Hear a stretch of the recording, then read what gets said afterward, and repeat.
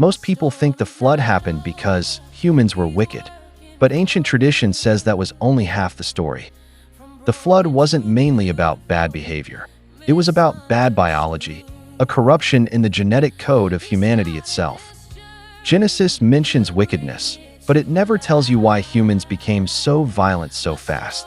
The deeper issue was DNA contamination, not morality alone. Ancient tradition says the Watchers were the source. They didn't just rebel.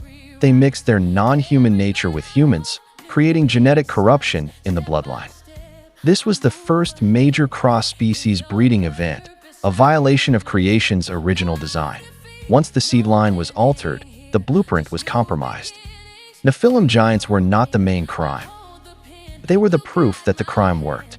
A hybrid line had emerged that was not fully human, not fully angel, and not spiritually stable. Human wickedness, violence, and chaos were then the symptoms of a corrupted genome trying to express dominance, survival, and power without restraint. So the chain was: DNA altered humanity, destabilized violence, multiplied world collapse.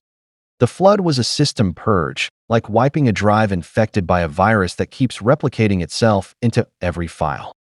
Noah was preserved not because he was perfect, but because his DNA was still original, unedited, uncontaminated, because you cannot restore a corrupted species using corrupted genes.